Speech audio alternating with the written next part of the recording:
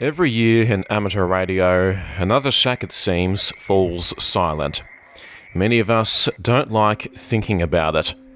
But sooner or later, somebody has to walk into that room, somebody has to decide what happens to the radios, the tower, the logbooks, the station somebody spent a lifetime building. And that's where things can get difficult. Now, before anybody jumps into the comments, this is not one of those ham radio is dying videos. But if we're honest with ourselves, many amateur radio operators are getting older. Many of us have lost Elmers. We hear familiar call signs disappear from repeaters.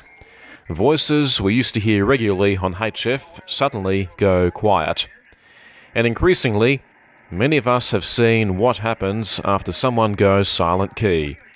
The radios, the antennas, sometimes a lifetime collection of equipment that family suddenly has to figure out. And that raises an important question. What actually happens to all of it? Recently, I saw something that made me stop and think. A silent key estate sale, and sitting there, amazing Collins equipment, Drake, even the occasional Kenwood, Yaesu or Icom. The sort of station somebody had clearly spent decades building. They were collecting, maintaining, and operating that station. And there it was, sitting on an auction website, waiting for somebody to put a number on it. Not because it wasn't valued, because nobody really knew what else to do with it. Now, this isn't about blaming families. Most families simply don't know what to do with it. To somebody outside the hobby, it can just look like complicated old electronics. And when somebody passes away, there's usually a lot going on. But I couldn't help wondering what stories were attached to those radios.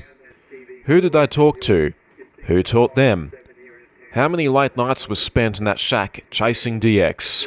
What knowledge disappeared when that station fell silent? And that's the part that actually bothers me the most. Not the radios, the knowledge. Because the shack is never just equipment. To somebody outside the hobby, it might look like old radios, dusty manuals, and tangled cables. But to us, that room represents something much bigger. Friendships, late nights on 20 meters, learning, experimenting, fixing things, building things, sometimes escaping life for a while. And when the silent key passes, we don't just lose radios, we lose experience, repair knowledge, technical wisdom, the sort of knowledge you don't always find in manuals or on Google. And I think that's the bigger loss.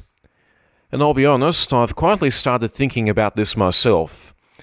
I look around at some of the older Collins and Drake gear here, and sometimes I wonder what actually happens to all of this one day. Who would appreciate it? Who would understand it? Having turned 40 recently, I find myself thinking about this more than I used to. Not just what happens to the equipment, but whether the knowledge behind it survives. And I suspect I'm probably not the only amateur radio operator who has quietly thought about that. And because the gear isn't really the problem, sooner or later, somebody will buy the radios. Somebody will take down the tower. Somebody will sort through the manuals. So the harder question is, what happens to everything that can't be auctioned? The experience, the stories, the lessons, the knowledge. And ultimately, who are we passing the hobby to?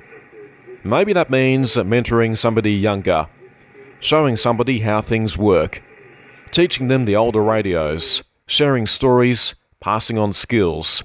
Because most of us didn't learn this hobby alone. Somebody took the time, somebody answered questions, somebody gave us a chance. And yes, sometimes that means trying to get along with people who approach the hobby differently. Different radios, different operating styles, different personalities, different interests, and different opinions. And that's okay, because if we care about amateur radio surviving, we probably need to spend less time arguing about who is doing the hobby the right way, and spend more time helping the next person learn. Not every younger operator will do things the way we did. Not every mentor and student will agree on everything, and that's life. But if we want this hobby to mean something 50 years from now, knowledge has to be passed on, not guarded. So be good humans, be good people, because somebody once helped us. Maybe the future of amateur radio isn't just about preserving old radios. Maybe it's about preserving the stories, the friendships, and the knowledge behind them. And maybe the best thing any of us can do is make sure that when our shack eventually falls silent, something meaningful continues after us. That somebody carries on what we started. That the knowledge gets passed on. And that the connections we make in this hobby matter more than the disagreements we sometimes have along the way. So I'd like to hear your thoughts. Have you dealt with the silent key estate? Have you mentored somebody in the hobby? Or have you thought about what happens to your own station one day? Let me know. I'm VK3USA. This is Real Ham Radio.